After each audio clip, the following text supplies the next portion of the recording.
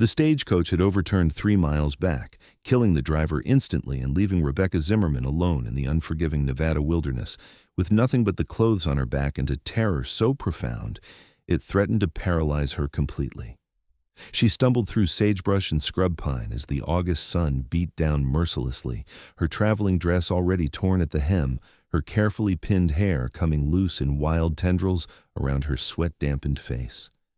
22 years old, and she had never been more than 10 miles from Boston in her entire life until 2 weeks ago when she had boarded that train westward, chasing the promise of a teaching position in Silver Peak, Nevada.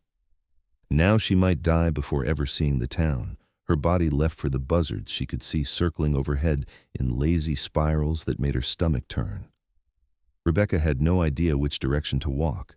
The stagecoach had been winding through mountain passes when the wheel had struck something and sent them careening off the narrow road. She had been thrown clear, landing hard enough to knock the wind from her lungs, and when she had finally gathered herself enough to stand, she realized she was utterly, completely alone. The other passenger, an older gentleman who had barely spoken during the journey, was nowhere to be seen. She had called for him until her voice grew hoarse, but only silence answered. So, she walked. The alternative was to sit and wait for death, and Rebecca Zimmerman had not come all this way to surrender without a fight. Her mother had died when she was 16. Her father had followed 3 years later, leaving her with distant relatives who made it clear she was a burden. The teaching position in Silver Peak represented her chance at independence, at building a life of her own choosing. She would not let it slip away because of bad luck and a broken stagecoach wheel. The sun climbed higher. Her throat felt like sandpaper.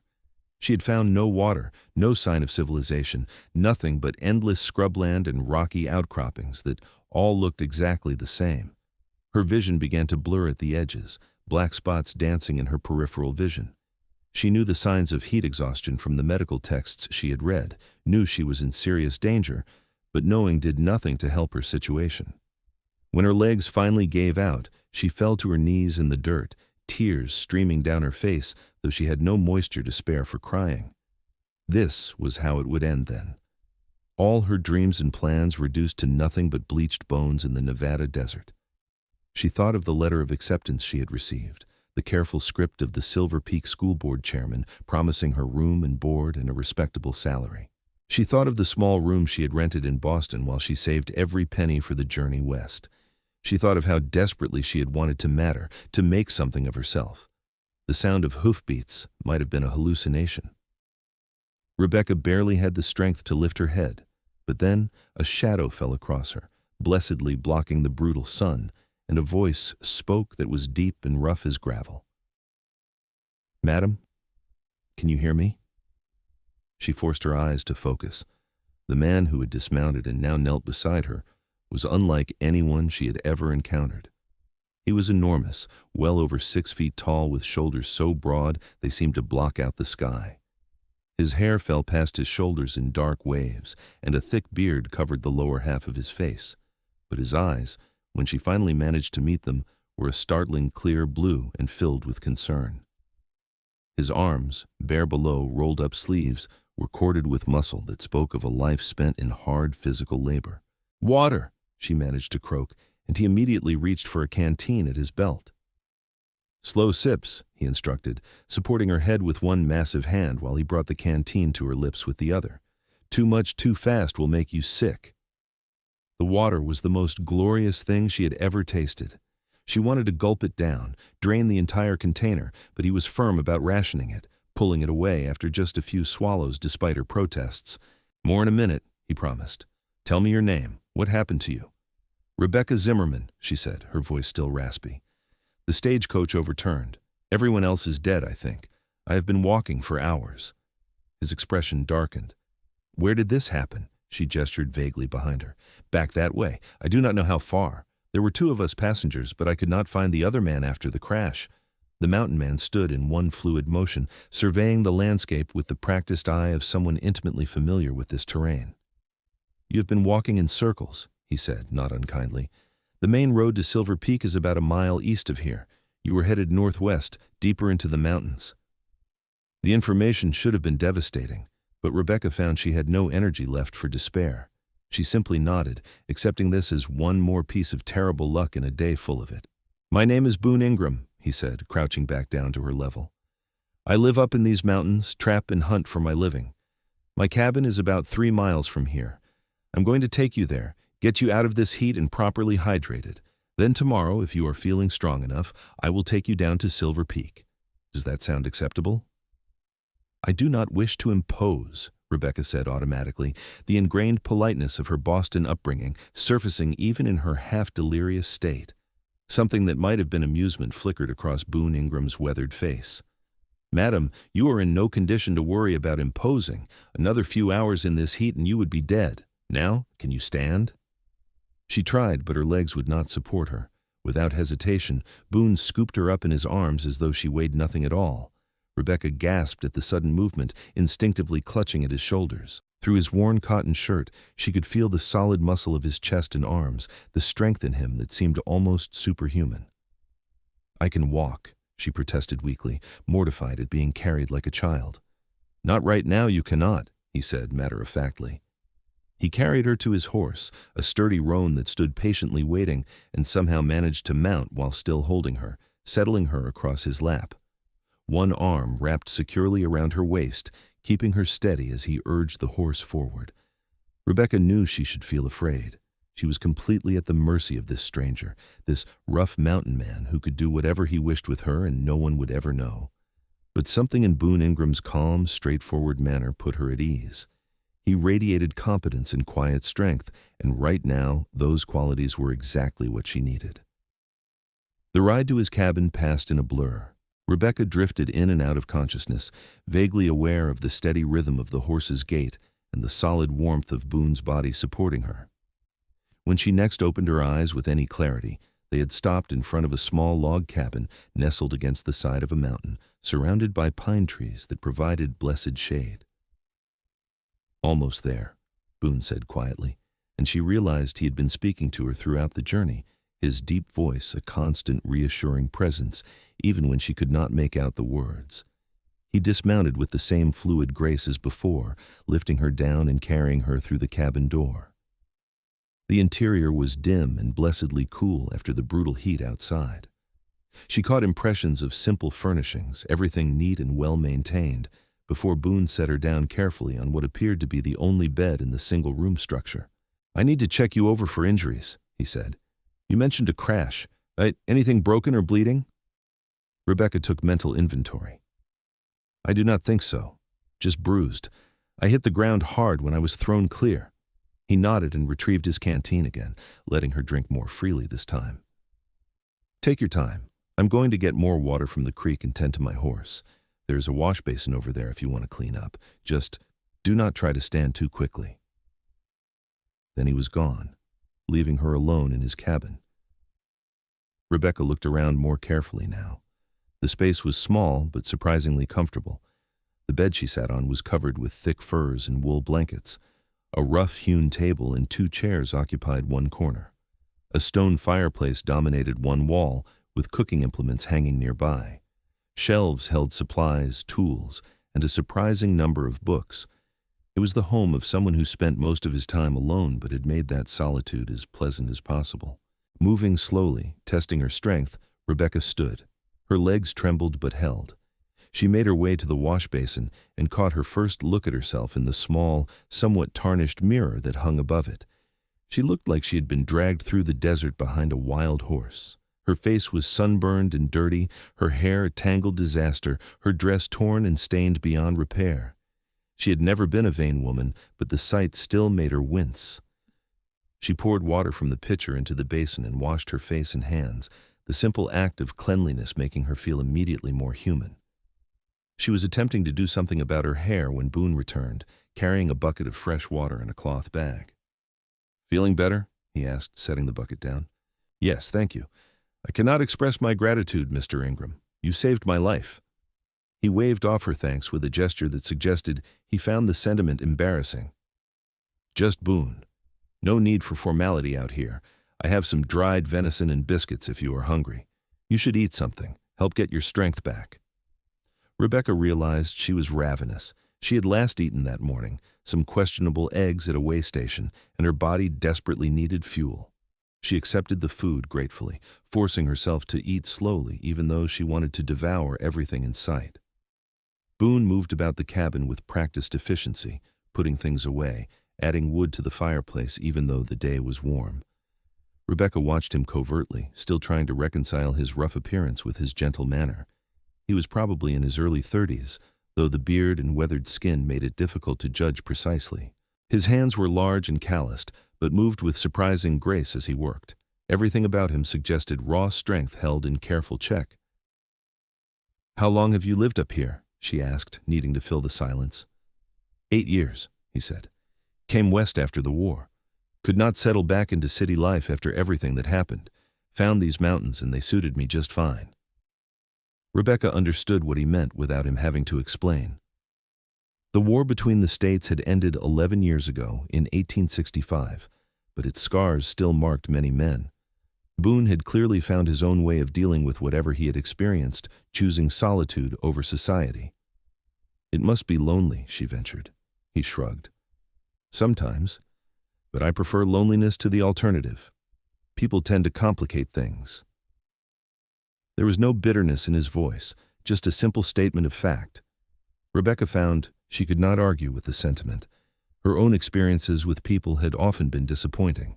The relatives who had taken her in after her father's death had made it abundantly clear they considered her an obligation rather than family.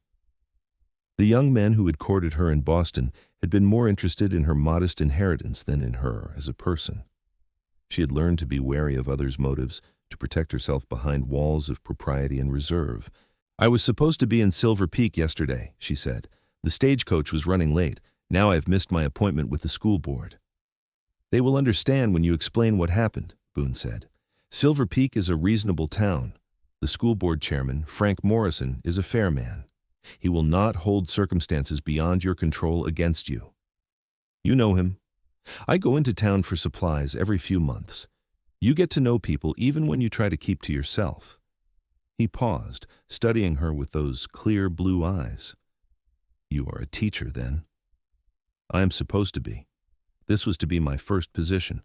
I was trained at a women's academy in Boston, but positions there are scarce and usually given to women with family connections. When I saw the advertisement for a teacher in Nevada, it seemed like Providence." "Long way to come on your own," Boone observed. "I have no one to come with. My parents are both deceased and I have no siblings. This position represents my chance at independence, at building a life on my own terms." She heard the defiance in her own voice and felt her cheeks warm.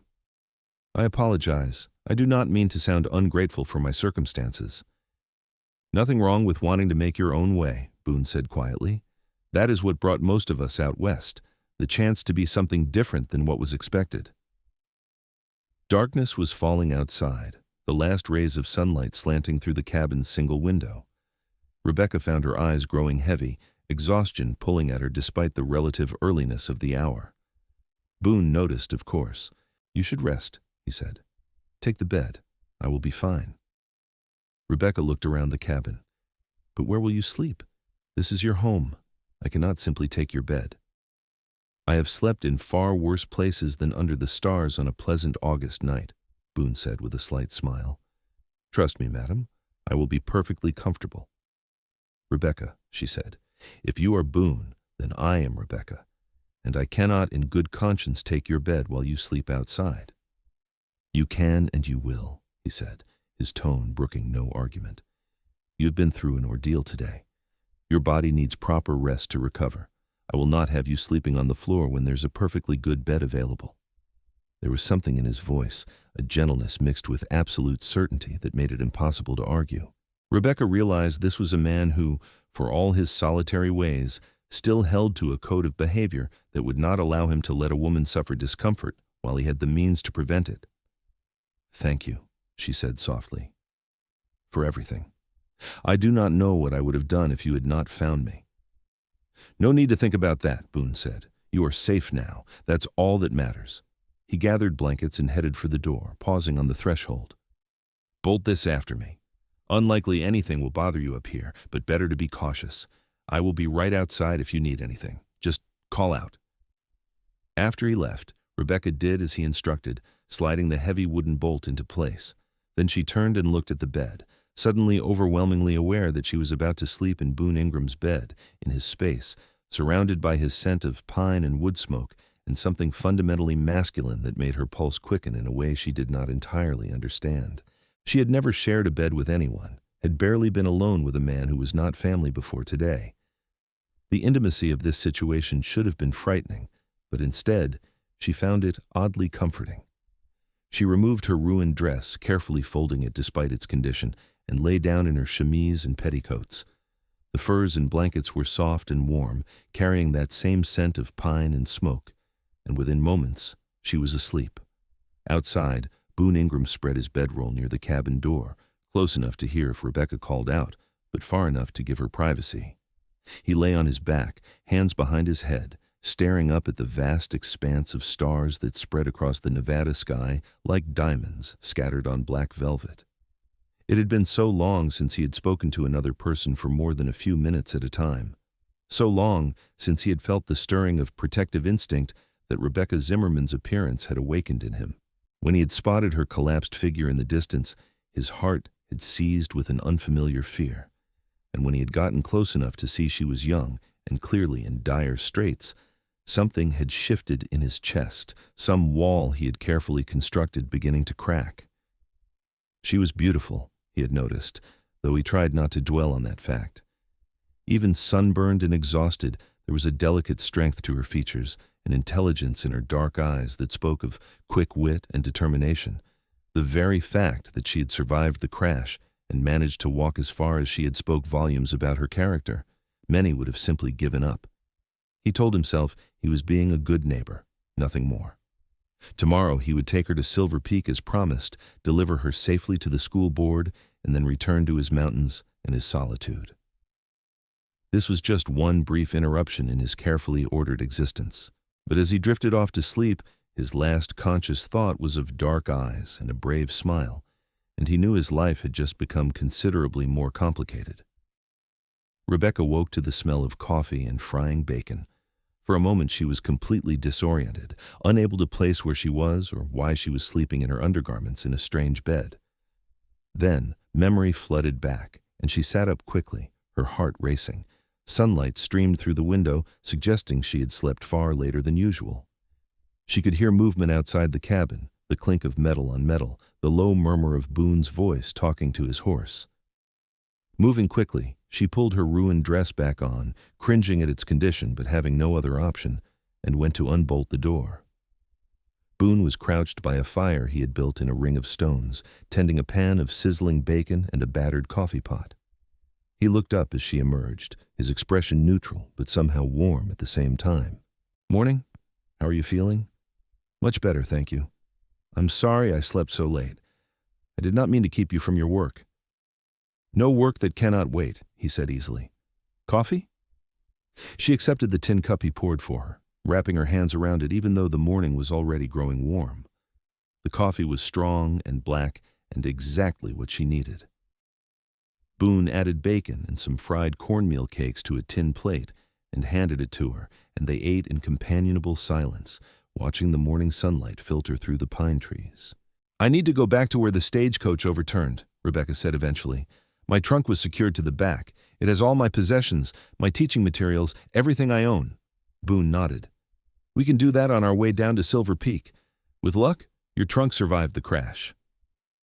They cleaned up the breakfast things together, and Rebecca was struck by how comfortable it felt, this simple domestic routine with a man she had met less than 24 hours ago. Boone moved about his tasks with quiet efficiency, never crowding her space but somehow always aware of where she was, ready to offer help if needed. The ride back to the crash site took less than an hour with Boone guiding them. Rebecca was once again seated in front of him on his horse, acutely aware of his presence, the strength of the arms that kept her steady, the solid warmth of his chest at her back. She told herself her awareness was simply gratitude, nothing more. The stagecoach was even more destroyed than she remembered. It lay on its side in a ravine, one wheel completely gone, the others shattered. The driver's body was still there, already starting to bloat in the heat, and Rebecca turned away, bile rising in her throat. "Stay here," Boone said gently, dismounting. "I will check for your trunk and see if there is anything that can be done for him." He was gone for perhaps 20 minutes. When he returned, he was carrying her trunk on one shoulder as though it weighed nothing, and his expression was grim. "Found your things. They are mostly intact. The other passenger is dead as well, down in the ravine. I'm sorry. There's nothing to be done for them now except report it to the sheriff in Silver Peak so they can send someone to collect the bodies." Rebecca nodded, fighting back tears. She had not known either man, but their deaths felt heavy nonetheless, a reminder of how close she had come to the same fate. Boone secured her trunk to his horse with practiced ease, then helped her mount again. They rode in silence for a while, the weight of mortality pressing down on them both. "Were you afraid?" Rebecca asked suddenly. "During the war, I mean. When you were in danger?" She felt Boone's chest expand as he took a deep breath. "Every day," he said. "Fear is not the problem. It is what you do with the fear that matters. You keep moving forward, keep doing what needs to be done, or you let it paralyze you. I learned that lesson the hard way." "You kept moving forward today," she said, "after the crash, even though you were terrified." "I did not have much choice." "You did," he corrected. "You could have given up. Many would have, but you did not. That takes real courage, Rebecca." The sound of her name in his deep voice did something strange to her insides. No man had ever spoken to her quite like Boone did, with a directness and honesty that bypassed all the usual social niceties. It was disconcerting and thrilling in equal measure. Silver Peak appeared in the valley below them around mid-morning. It was larger than Rebecca had expected, a real town with a main street lined with buildings, several side streets, and what looked like a church steeple rising above the other structures. Smoke rose from chimneys, and even from this distance she could see people moving about their business. "Not what you were expecting?" Boone asked, amusement in his voice. "I suppose I imagined something more rustic," Rebecca admitted. "Silver Peak had a mining boom about 10 years back. Most of the silver is played out now, but enough people stayed to build a proper community. They have schools, churches, even a lending library. You will not lack for civilization, if that is what worries you." They rode down into town, and Rebecca was immediately aware of the attention they attracted. People stopped what they were doing to stare at the mountain man who rarely came down from his solitary existence and the young woman riding with him. She could practically feel the speculation and gossip beginning to spread. Boone seemed completely unbothered by the attention. He rode straight to a large building near the center of town that bore a sign reading Silver Peak General Store and Post Office. A man in his 50s stood on the front porch, his eyebrows rising in surprise as they approached. "Beta, Boone Ingram. This is a surprise. And with company, no less." "Frank," Boone acknowledged, dismounting and then helping Rebecca down. "This is Rebecca Zimmerman. She was on the stagecoach that was supposed to arrive 2 days ago. There was an accident. The driver and other passenger are dead. The coach is about 8 miles northeast, off the main road in a ravine." Frank Morrison's expression turned serious immediately. "Good Lord. Are you injured, Miss Zimmerman?" "Nothing serious," Rebecca assured him, though she could feel bruises she had not noticed before making themselves known. "Mr. Ingram found me wandering in the desert and was kind enough to offer shelter and bring me to town." "I am Frank Morrison, chairman of the school board," Frank said, offering his hand in a surprisingly egalitarian gesture for a man of his position. "We had almost given up hope when the stage did not arrive. I am deeply sorry for the tragedy you have experienced, but very glad you survived. Let me get the sheriff and arrange for the bodies to be recovered. Then we need to get you settled and comfortable." The next hour passed in a blur of activity. The sheriff, a weathered man named Tom Baker, took detailed statements from both Rebecca and Boone about the location of the crash. A doctor was summoned to examine Rebecca, declaring her remarkably healthy considering her ordeal, but prescribing rest and plenty of water. Frank Morrison personally escorted her to the boarding house where the school board had arranged lodgings for her, carrying her trunk himself while his wife, Martha, fussed over Rebecca like a mother hen. Through it all, Boone remained on the periphery, speaking little but always watching with those clear blue eyes. Rebecca found herself looking for him, reassured by his steady presence, even as she was passed from person to person, each offering sympathy and assistance. Finally, they were alone for a moment in the boarding house parlor. Martha had gone to prepare tea, and Frank had stepped out to speak with someone. Rebecca turned to Boone, suddenly aware that this might be goodbye, and found the thought surprisingly painful. "I do not know how to properly thank you," she said. "You saved my life. Anything I say seems inadequate." "You do not need to thank me," Boone said. "I'm just glad I found you when I did." "Will you stay in town, at least for tonight?" She tried to keep the hope out of her voice and failed. Something flickered across his face, an emotion too quick to identify. "I should get back. I have traps to check, work to do." "Of course," Rebecca said, trying not to feel disappointed.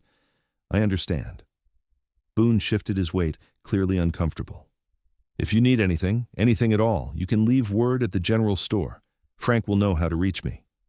"I will, thank you." They stood there for a long moment, neither quite willing to make the final goodbye.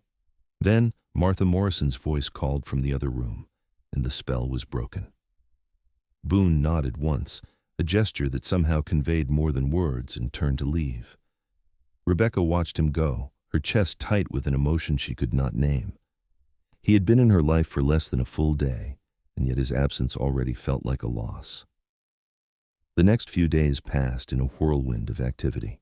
Rebecca met with the school board officially and signed her contract. She was introduced to the other teachers, both older women who had been in Silver Peak for years and viewed her with polite curiosity. She toured the schoolhouse, a well-maintained building on the edge of town, and reviewed the curriculum she would be expected to teach. She attended a welcome dinner at the Morrison home, where it seemed half the town turned out to meet the new teacher. Through it all, she found her thoughts drifting back to Boone Ingram. She would be working on lesson plans and suddenly remember the feel of his arms around her as they rode. She would be discussing curriculum and instead find herself wondering what he was doing at that moment up in his mountain cabin. It was ridiculous. She barely knew the man, and yet she could not seem to stop thinking about him. The other women in town were happy to gossip about the mysterious mountain man once they realized Rebecca knew him. Over tea at Martha Morrison's house, she learned that Boone had come to Silver Peak 8 years ago as she had been told, taking up residence in the mountains and keeping largely to himself. He came to town for supplies every few months, never causing trouble, but never engaging in social activities either. Several women had made attempts to catch his interest over the years, but he had politely rebuffed all advances. "He is a good man," Martha said thoughtfully. "Helped pull my nephew out of a flooding creek 3 years back, risked his own life to do it, but he carries some heavy weight from the war. Whatever he saw, whatever he did, it marked him. Some men come back and can rejoin society. Others need solitude to heal. Boone is the latter type." Rebecca understood that. What she did not understand was why understanding made her chest ache with sympathy, or why she caught herself staring at the mountains to the north, wondering which peak hid his cabin. School started the following Monday. Rebecca had 19 students ranging from 6 to 14 years old, children of miners and shopkeepers and ranchers who had settled in Silver Peak. They were a diverse group, some eager to learn, others clearly attending only because their parents insisted. She threw herself into teaching with determination, preparing detailed lessons, staying late to grade papers, doing everything she could to prove herself worthy of the position. But at night, lying in her small room at the boarding house, she found sleep elusive. She thought about that one night in Boone's cabin, sleeping in his bed while he gladly gave it up to rest beneath the stars. The gesture had been so simple, so naturally generous, and it had touched something deep inside her. She had never known a man to put her comfort before his own without expecting something in return. 3 weeks after her arrival in Silver Peak, Rebecca was walking back from the schoolhouse when she saw a familiar figure outside the general store. Her heart leapt before her mind had fully processed what she was seeing.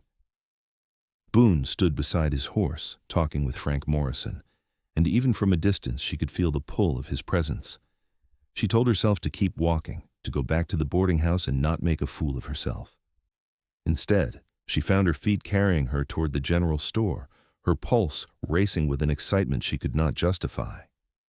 Boone saw her coming, and something shifted in his expression, a warmth entering those blue eyes that made her breath catch. "Rebecca," he said, and just the sound of her name in his voice made her feel foolish and giddy all at once. "Boone, I did not expect to see you in town."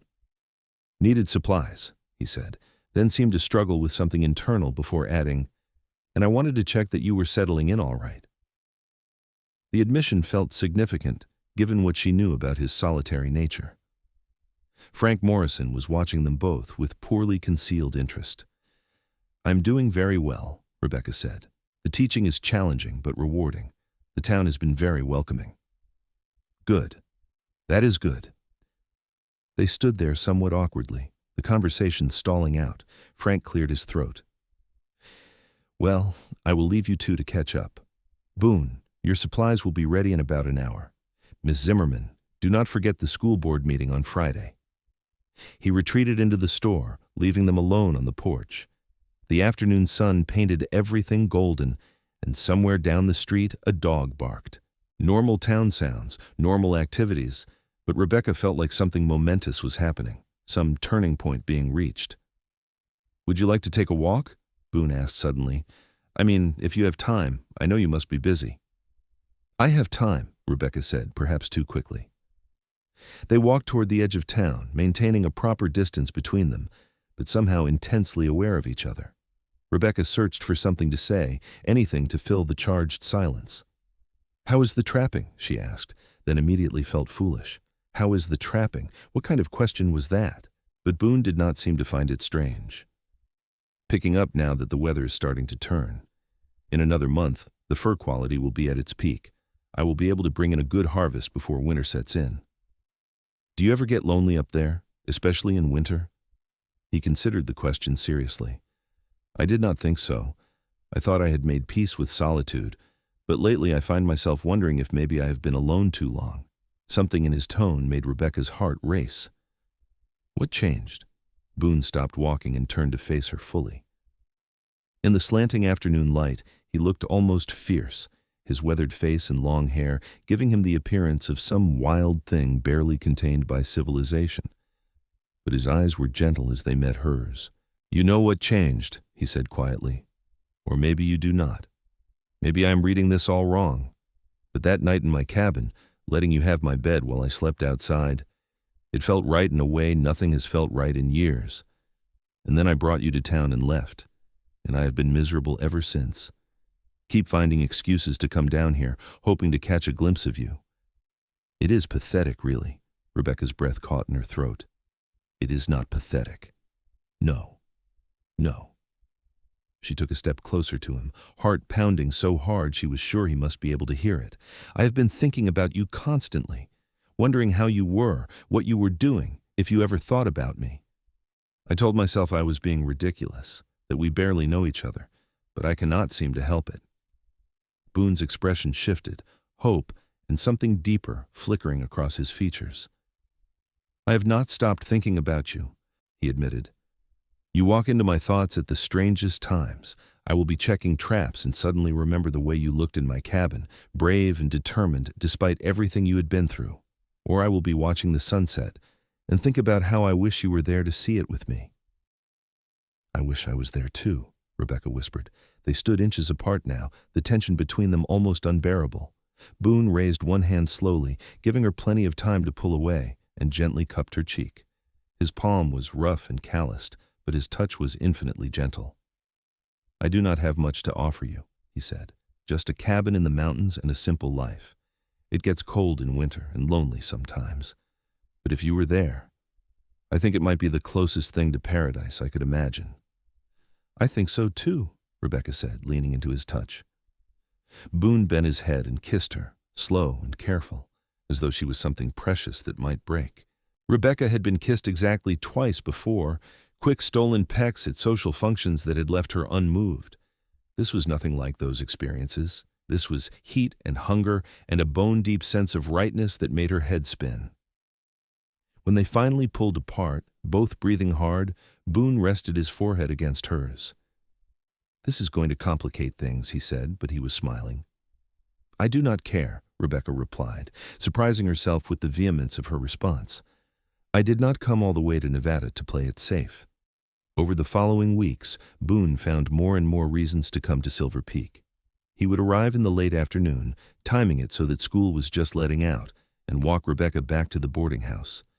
They would talk for hours, sitting on the front porch under the watchful but approving eye of Mrs. Henderson, the boarding house proprietress. Sometimes he stayed overnight, renting a room at the small hotel, and Rebecca would meet him for breakfast before school. The town took note of the developing relationship with interest. Some people were delighted, seeing it as the perfect romantic story of the mountain man tamed by the schoolteacher. Others were more skeptical, wondering if Rebecca knew what she was getting into, attaching herself to a man who lived so far from civilization. Martha Morrison voiced these concerns one afternoon over tea. "I am not trying to interfere," she said carefully, "but you should think seriously about what a life with Boone Ingram would mean. He is a good man, but he lives very differently from what you are accustomed to. The isolation alone could be devastating." "I understand that," Rebecca said, "but I think I might surprise everyone with how well I adapt. I am stronger than I look." "You certainly proved that by surviving the stagecoach accident," Martha acknowledged. "Just promise me you will not make any rash decisions. You have a career here, a future. Do not throw it away on impulse," Rebecca promised. But in her heart she knew her decision was already made. She had fallen in love with Boone Ingram, truly and completely, and no amount of caution was going to change that. Boone felt the same, though it terrified him. He had spent 8 years building walls around his heart, protecting himself from connection and the pain that connection inevitably brought. Rebecca had demolished those walls without even trying, simply by being herself, strong, intelligent, warm, and utterly unafraid of his rough edges. One cool October evening, Boone arrived at the boarding house with a proposal. "Come up to the cabin with me this weekend," he said. "I want you to see it properly, see what the life would really be like. If you hate it, if it is too isolated or too primitive, better to know now before things go any further." Rebecca agreed immediately, though getting permission for an unmarried woman to spend a weekend at a man's mountain cabin required some delicate negotiation. Eventually, Martha Morrison agreed to come along as chaperone, bringing her teenage daughter with her. It was not ideal, but Boone was grateful for the compromise. He wanted Rebecca to experience his world, to understand what he was offering before they made any permanent commitments.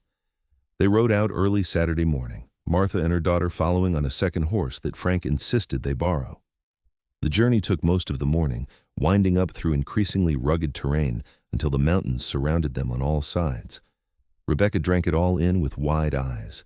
The aspens were turning gold, their leaves shimmering in the breeze like coins. The air was crisp and clean, scented with pine and sage. Hawks circled overhead, and once they glimpsed a deer bounding away through the underbrush. It was beautiful in a wild, untamed way that called to something deep in her soul. When the cabin finally came into view, nestled against the mountainside with its backdrop of towering pines, Rebecca felt her breath catch. It looked exactly as she remembered, small and sturdy and somehow perfect in its simplicity. "It is not much," Boone said, sounding uncharacteristically uncertain. "I know it must seem rough compared to what you are used to." "It is perfect," Rebecca said honestly. "I love it." They spent the weekend exploring the area around the cabin. Boone showed them his trap lines, explaining how he tracked and harvested furs. He took them to a creek where the water ran so clear you could see every pebble on the bottom, and to a meadow where wildflowers still bloomed despite the advancing season. He pointed out animal tracks and taught them the names of the local plants, some edible, some medicinal. Rebecca watched him in his element and fell even more deeply in love. Here, away from town, Boone was completely at ease. The slight tension he always carried in Silver Peak disappeared, and she saw the man he must have been before the war marked him, confident and alive and utterly comfortable in his own skin. On Sunday afternoon, as they prepared to return to town, Boone pulled Rebecca aside for a private moment while Martha and her daughter packed their things. "Well," he asked, "what do you think? Could you see yourself living here?" Rebecca looked around at the mountains, the cabin, the vast expanse of wilderness, and then back at Boone's anxious face. "I can see myself living anywhere, as long as you are there," she said simply. The relief that washed over his features was almost painful to witness. "I love you," he said, the words tumbling out as though they had been held back too long. "I know it is too soon. I know we have not been courting long enough by any proper standard, but I love you, Rebecca. I think I have loved you since that first moment when you were half dead from heat exhaustion, but still trying to be polite about imposing. Rebecca laughed, tears pricking her eyes. I love you too, and I do not care about proper standards or what anyone thinks. I want to be with you. Then marry me, Boone said. Come live with me in these mountains. I will do everything in my power to make you happy. Yes, Rebecca said without hesitation. Yes, absolutely yes. They sealed the promise with a kiss that left them both breathless, and when they finally pulled apart, Martha Morrison was watching from the cabin doorway with a knowing smile. I take it we will be planning a wedding soon, she called out. As soon as possible, Boone confirmed, not taking his eyes off Rebecca. The wedding took place 3 weeks later, on a brilliant November morning when the sky was so blue it almost hurt to look at. They held the ceremony in the small church in Silver Peak, with what seemed like the entire town in attendance. Frank Morrison walked Rebecca down the aisle in the absence of her father, and Martha cried happy tears throughout the ceremony. Rebecca wore a simple dress of cream-colored wool, the finest she could afford on her teacher's salary. She had flowers in her hair, late-blooming chrysanthemums that Martha had cultivated in her garden. And when she saw Boone waiting for her at the altar, dressed in his best clothes with his hair neatly tied back and his beard freshly trimmed, her heart felt so full she thought it might burst. They spoke their vows in steady voices, promising to love and honor each other for all their days. When the preacher pronounced them husband and wife, Boone kissed her with a tenderness that made her knees weak, and the assembled townspeople erupted in applause. The reception was held at the Morrison home, with food and music and dancing that lasted well into the evening. But as the sun began to set, painting the sky in shades of rose and gold, Boone caught Rebecca's hand and drew her aside. "Ready to go home?" he asked softly. Home, the word sent a thrill through her. Not back to the boarding house where she'd been living, but home to the cabin in the mountains to begin their life together properly. They slipped away quietly, mounting Boone's horse together as they had that first day, though everything was different now. Rebecca was no longer a stranger rescued from disaster, but his wife, his partner, his love. As they rode up into the mountains under the emerging stars, she leaned back against his chest and felt perfectly, completely content. The cabin was warm when they arrived, a fire already laid in the hearth from their preparations earlier that day. Boone lit it while Rebecca looked around at what was now her home. She had made a few trips up over the past weeks, bringing her possessions and helping to prepare for this moment. Her books now shared shelf space with his. Her clothes hung beside his. The cabin that had been so purely Boone's domain now belonged to both of them. "Having second thoughts?" Boone asked, watching her with those blue eyes that could be so intense. "Not even for a moment," Rebecca assured him, "though I confess I'm somewhat nervous." "About what?" He crossed to her, taking her hands in his much larger ones. She felt her cheeks heat. "I am not entirely certain what is expected of me as a wife. My education covered many subjects, but marital relations was not among them." Understanding dawned in Boone's expression, followed by a tenderness that made her throat tight. "Nothing is expected of you except honesty. If something feels wrong, you tell me. If you need to stop, we stop. This is about both of us, not just me. Do you understand?" Rebecca nodded, grateful beyond words for his patience. As the evening progressed, Boone proved to be as gentle and considerate a husband as he had been a rescuer and suitor. He took his time, made sure she was comfortable, and when they finally came together as husband and wife, it was with a sweetness that brought tears to her eyes. Afterward, lying in his arms in the bed that was now theirs to share, Rebecca thought about how far she had come from that terrified woman collapsed in the desert. She had been so lost that day, so certain she was going to die alone. Instead, she had found Boone, and he had given her not just his bed, but his heart, gladly and without reservation. "What are you thinking?" Boone murmured, his breath warm against her hair. "That I am the luckiest woman alive," Rebecca said honestly. "I think I am the lucky one," he countered. "You could have chosen anyone. You did not have to pick a rough mountain man with more scars than prospects." "You are wrong about that," Rebecca said, tilting her head to look up at him. "I did have to pick you. From the moment you found me in the desert, I think some part of me knew you were mine. It just took a little time for the rest of me to catch up." Boone kissed her forehead, then her nose, then her lips. "I will spend the rest of my life making sure you never regret that choice." "I know you will," Rebecca said, "and I will spend mine doing the same." The first winter in the mountains was harder than Rebecca had anticipated, but also more wonderful. The snows came heavy and deep, sometimes trapping them in the cabin for days at a time. But those enforced periods of isolation became precious to her. She and Boone would spend hours talking, sharing stories of their pasts, learning each other's rhythms and patterns. He taught her to cook over the fireplace, to tan hides, to read weather signs and animal tracks. She taught him poetry and philosophy, read aloud from the books they both loved, helped him put into words the thoughts and feelings he had kept bottled up for so long. They made love frequently, sometimes with urgent passion, sometimes with slow tenderness, learning each other's bodies as thoroughly as they were learning each other's minds. Rebecca discovered that physical intimacy was not something to be feared or endured, but celebrated, a language of connection as meaningful as words. Spring came eventually, as it always did. The snow melted, the creek swelled with runoff, and green things began to push up through the thawing earth. Rebecca helped Boone with the spring planting, working side by side to establish a larger garden than he had ever attempted alone. Her hands grew calloused and her skin tanned, and she gloried in the physical satisfaction of hard work yielding visible results. In late April, Rebecca realized her monthly courses had not come. At first, she attributed it to the change in lifestyle, the physical demands of mountain living. But when another month passed with no sign, she began to suspect the truth. She said nothing to Boone at first, wanting to be certain before raising his hopes, but he noticed the changes in her body before she had worked up the courage to tell him.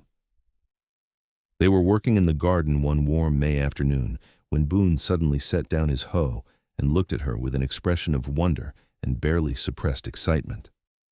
"Rebecca, are you with child?" There was no point in dissembling. She met his eyes and nodded, her own excitement bubbling up now that the secret was out. "I think so. I wanted to be sure before I said anything, but yes, I believe I am." Boone let out a whoop of joy that probably startled every animal within a mile radius.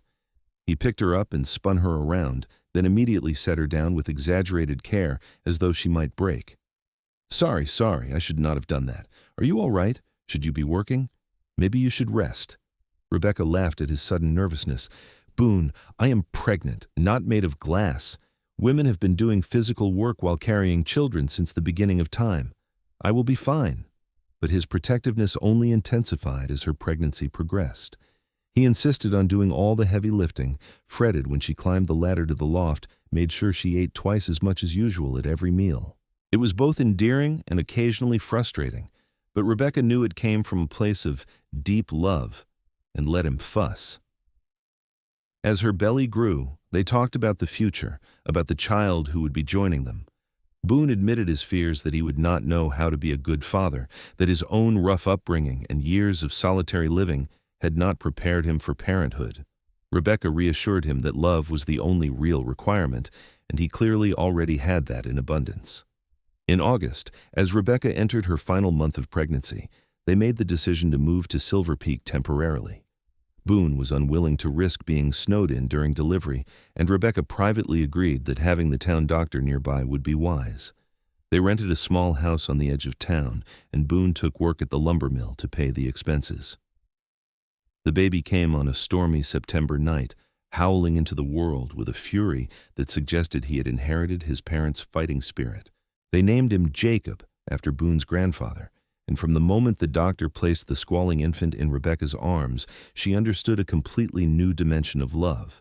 Boone held his son with shaking hands, tears streaming down his bearded face, and Rebecca fell in love with him all over again, watching his fierce tenderness with the tiny life they had created together. They stayed in Silver Peak through the winter, Boone continuing to work at the mill while Rebecca devoted herself to caring for Jacob. The town embraced them fully, and Rebecca found herself part of a community in a way she had never experienced in Boston. People helped each other without expectation of recompense. Children played in the streets supervised by whichever adult happened to be nearby. It was not perfect, but it was good and real and hers. When spring came and Jacob was 6 months old, they made the journey back to the mountain cabin. Boone had spent several weeks preparing it for a family, building an addition that gave them a separate sleeping area and more space for Jacob to eventually play. He had also constructed a small crib from pine wood, sanded smooth and carved with mountain scenes. The cabin felt different now, more lived in and welcoming. This was no longer just Boone's solitary refuge, but a family home, filled with baby sounds and laughter and all the chaotic joy that came with parenthood. Rebecca settled back into mountain life with surprising ease. She carried Jacob on her back in a sling Boone had crafted while she worked in the garden, talking to the baby about the plants and animals around them. She nursed him while watching sunsets that painted the whole world gold, marveling at the peace she felt. Boone proved to be an extraordinary father. He was patient and playful, making silly faces to coax smiles from Jacob, carrying the boy on his shoulders as he checked trap lines, teaching him from the earliest age to appreciate and respect the wilderness that was their home. As Jacob grew into a toddler and then a young boy, they developed a rhythm to their lives. Summers in the mountains, working and playing and reveling in the freedom of their isolated existence. Winters split between the cabin and the small house in Silver Peak, allowing Jacob to socialize with other children and Rebecca to occasionally help at the school when the current teacher needed assistance. 2 years after Jacob's birth, Rebecca became pregnant again. This time, she carried the baby with more confidence, knowing what to expect. Their daughter arrived on a bright June morning, delivered by Boone himself when there was no time to get to town. Rebecca had never seen him so terrified as when he realized he would have to deliver the baby, but he did it with steady hands, and when he placed their daughter in Rebecca's arms, his face was radiant with pride and relief. They named her Sarah after Rebecca's mother, and she was as different from her brother as could be imagined. Where Jacob was cautious and thoughtful, Sarah was fearless and impulsive. She learned to walk early and immediately used her newfound mobility to get into everything. Boone was utterly wrapped around her tiny finger from the start. The years flowed by with the strange elasticity of time, simultaneously endless and fleeting. There were hard moments, of course. The winter when a bad flu swept through Silver Peak, and they lived in terror that Jacob would not recover. The spring flood that nearly destroyed their cabin, forcing them to rebuild. The occasional doubts that crept in late at night about whether they were being fair to their children, raising them so far from conventional society. But the good moments far outweighed the difficult ones. Jacob's first successful hunt, returning to the cabin glowing with pride and excitement. Sarah learning to read, devouring every book they owned and begging for more. The quiet evenings by the fireplace, Boone whittling while Rebecca mended clothes and the children played with wooden toys, the cabin filled with warmth and love. Rebecca occasionally thought about the woman she had been, the frightened teacher from Boston who had survived a stagecoach crash. That woman seemed like a stranger now, though only 7 years separated them. She had been so afraid of making a mistake, of failing, of ending up alone and forgotten. She had come west looking for independence, and found instead interdependence, a life woven so thoroughly with another person's that she could no longer imagine existing separately. On warm summer nights, Boone would sometimes carry furs outside, and they would lie beneath the stars, just as he had that very first night when he gave her his bed. But now she lay beside him, her head on his shoulder, and they would talk quietly about everything and nothing while the children slept inside. "Do you ever regret it?" Boone asked one such night, when Jacob was 8 and Sarah was 6. "Giving up teaching, giving up town life, tying yourself to a mountain man?" Rebecca propped herself up on one elbow to look at him properly. Even now, after years of marriage, the sight of him could make her breath catch. His hair was a bit more gray now, his face more lined, but his eyes were still that startling clear blue, and the strength in him remained undiminished. "Never," she said firmly. "Not even for a moment. You gave me everything I did not know I needed, Boone. Adventure and partnership and love and family. You gave me a life beyond anything I could have imagined for myself." "You did the same for me," Boone said, reaching up to cup her face with one calloused hand. "Before you, I was just existing, getting through each day. You made me start living again. You and the children, you are my whole world." "As you are ours," Rebecca said, and kissed him beneath the vast Nevada sky, stars wheeling overhead in their eternal dance. When Jacob was 12 and Sarah was 10, they began spending more time in Silver Peak. Jacob needed more advanced schooling than Rebecca could provide on her own, and Sarah's wild nature was starting to require the socializing influence of other children. Boone built them a larger house on the property they still owned in town, and they transitioned to a new pattern of living there during the school year and spending summers and holidays in the mountain cabin. It was an adjustment for everyone. Boone chafed at town constraints, missing the freedom of the mountains. The children struggled with the structure and expectations of formal schooling after years of learning at their own pace in the wilderness. Rebecca found herself caught between two worlds, loving both, but sometimes feeling she did not fully belong in either. But they made it work because they were a family, and that meant adapting to each other's needs. Boone took a job as a guide, leading hunting parties into the mountains and earning a reputation for his skill and knowledge. Rebecca returned to teaching part-time, working with the younger children and finding she had missed the intellectual stimulation. Jacob excelled in his studies, showing particular aptitude for mathematics and sciences. Sarah discovered a love of music and began learning piano from the church organist. They were happy, building a life that straddled the line between civilization and wilderness, taking the best of both worlds and making something uniquely their own. On Rebecca's 32nd birthday, 10 years after that fateful day when Boone had found her collapsed in the desert, they returned to the cabin for a celebration. It was late summer, the aspens just beginning to turn, and the weather was perfect. They hiked to the meadow where Boone had first brought her all those years ago, the place where she had truly fallen in love with both the man and the mountains. The children ran ahead, their voices carrying back on the breeze, while Boone and Rebecca walked hand in hand at a more leisurely pace. "Do you remember the first time I brought you here?" Boone asked. "Of course. I remember thinking I had never seen anywhere more beautiful. I was already half in love with you, though I was trying very hard not to admit it." "Only half?" Boone teased. "Maybe more than half," Rebecca conceded with a smile. "I was terrified of what I was feeling. Everything was happening so fast, and I had always been so careful, so controlled. Falling for you felt like jumping off a cliff." "And was the landing worth the jump?"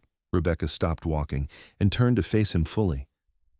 "Every single day," she said seriously. "You are the best decision I ever made, Boone Ingram. This life we have built, this family, these children, all of it is worth every risk I took to get here." Boone pulled her close, holding her in a way that was both protective and reverent. "I love you, Rebecca, more now than I did the day we married, which I would not have thought possible. You took a broken man and made him whole again." "You were never broken," Rebecca said against his chest, "just wounded, and you healed yourself. I just got to be there to witness it."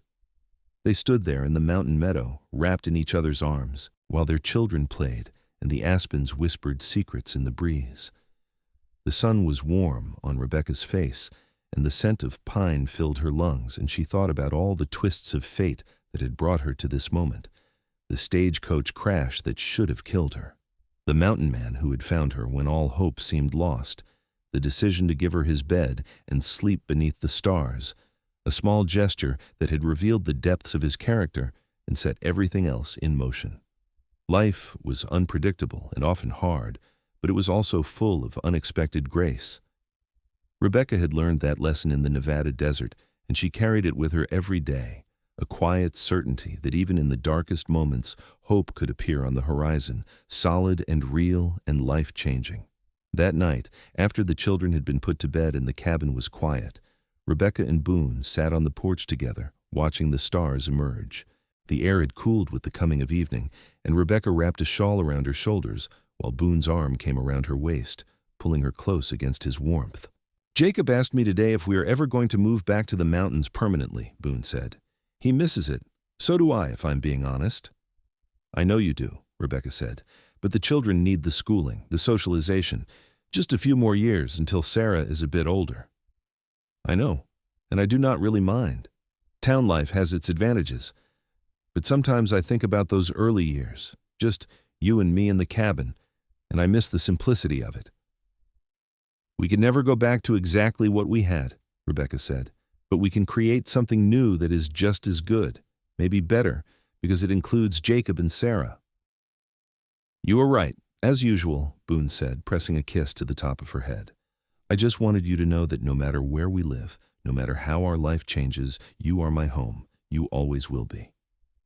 Rebecca felt tears prick her eyes. After 10 years together, Boone could still surprise her with the poetry of his observations, the depth of feeling beneath his rugged exterior. And you are mine, she whispered back. They sat in comfortable silence as full dark settled over the mountains. An owl hooted somewhere in the distance. A breeze rustled through the pines.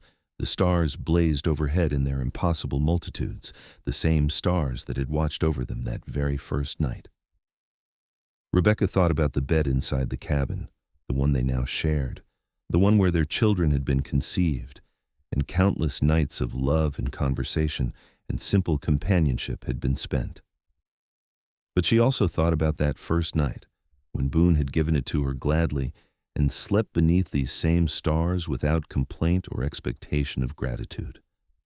That single act of kindness had defined everything that followed, had shown her the kind of man he was, and opened her heart to the possibility of loving him. Some people might say it was too fast, that they had rushed into things without proper consideration. But Rebecca knew better. Sometimes you recognized your home the moment you found it, whether that home was a place or a person. She had found both in Boone Ingram, and she would never regret the courage it had taken to reach for the life she wanted instead of settling for the life that seemed safe. The years continued to pass, each one bringing its own joys and challenges. Jacob grew into a thoughtful young man, eventually deciding to pursue medicine and leaving for university back east, though he promised to return to Nevada to practice. Sarah remained wild and free-spirited, but channeled that energy into music and art, showing remarkable talent in both. She had her father's independence and her mother's determination, a combination that suggested she would carve out her own unique path in the world. Boone and Rebecca settled more permanently back in the mountain cabin once the children were grown, returning to the life they had first built together. They were older now, moving a bit slower, but the love between them had only deepened with time. They still slept beneath the stars on warm summer nights, still spent long evenings by the fire talking about everything and nothing, still reached for each other with the same passion and tenderness that had defined their relationship from the beginning. On their 20th wedding anniversary, Boone surprised Rebecca with a gift he'd been working on in secret for months. It was a carved wooden plaque, beautifully detailed with images of mountains and stars and two figures standing hand in hand. At the bottom, he had carved words that made her cry when she read them. She had never shared a bed with anyone. Mountain Man gave her his and slept beneath the stars gladly. Best decision I ever made. It is perfect, Rebecca said through her tears. You are perfect. This life is perfect. Not perfect, Boone corrected gently, pulling her into his arms, but ours, and that makes it better than perfect. They hung the plaque above the cabin door, where it would greet them every time they came home. It became a symbol of their love story, the unlikely beginning that had led to a lifetime of happiness. Visitors would ask about it, and Rebecca would tell the tale of the stagecoach crash and the mountain man who had saved her, though she always emphasized that the saving had gone both ways. As they grew older still, Jacob returned to Nevada as promised, bringing with him a wife, and eventually giving Boone and Rebecca their first grandchild. Sarah married a musician from San Francisco, but made frequent visits to the mountains with her own growing family. The cabin that had once housed only Boone's solitary existence became a gathering place for multiple generations, filled with laughter and music and the chaotic joy of family. Boone remained strong well into his 60s, still trapping and hunting, though, with less frequency than in his youth. Rebecca's hair turned silver, and she developed the creaking joints that came with age. But her mind stayed sharp, and her spirit remained undimmed. They were growing old together, exactly as they had promised on their wedding day, and neither could imagine any other fate. On a warm July evening, 43 years after that first meeting in the desert, Boone and Rebecca sat on their porch watching the sunset paint the mountains in shades of gold and rose. Their latest grandchild, a rambunctious boy of 5 named after Boone, was staying with them for the summer, currently asleep inside the cabin after a long day of exploring. "Do you think he will remember this?" Rebecca asked, gesturing at the spectacular view, the peaceful mountain setting. "These summers here with us?" Some of it, Boone said. Maybe not the specific days, but the feeling of it, the sense of being loved and safe and free. That is what matters. We have been very blessed, Rebecca said softly. More than I ever dared hope when I was young. We made our own blessings, Boone countered. You chose to come west. I chose to go out hunting that day instead of staying at the cabin. We both chose each other when we could have chosen safety or convention. Those choices led to all of this. He gestured at the cabin, the mountains, the life they had built. Never underestimate the power of choosing bravely. Rebecca reached for his hand, lacing their fingers together. His skin was weathered and spotted with age now, but his grip was still strong, still capable of making her feel safe and cherished. I would choose you again, she said. In any life, in any circumstances, I would choose you. And I would sleep beneath the stars gladly, Boone replied, if it meant waking up to see your face every morning. They sat in comfortable silence as the stars began to emerge, one by one, in the darkening sky. The same stars that had watched over them that very first night, when Boone had given a desperate stranger his bed and unknowingly changed both their lives forever. The same stars that had witnessed their wedding vows, the births of their children, countless nights of love and conversation and simple companionship. Inside the cabin, their grandson stirred in his sleep, probably dreaming of the day's adventures. In town, their children were living their own lives, building their own families, carrying forward the legacy of love and courage that Boone and Rebecca had established. And here, on this porch in these mountains, two people who had found each other against all odds sat hand in hand, grateful for every moment they had been given, grateful for the choice to love bravely and the life that choice had created. Rebecca leaned her head on Boone's shoulder, breathing in the familiar scent of pine and wood smoke that had meant home to her for more than 4 decades. Tomorrow would bring its own challenges and joys, but right now, in this moment, everything was exactly as it should be. She had never shared a bed with anyone before Boone Ingram, and he had given her his and slept beneath the stars gladly. That single act of kindness had opened the door to a lifetime of love, and she would be grateful for it until her very last breath. The stars wheeled overhead in their eternal dance, bearing witness to a love story that had started with disaster and desperation, but had bloomed into something beautiful and enduring.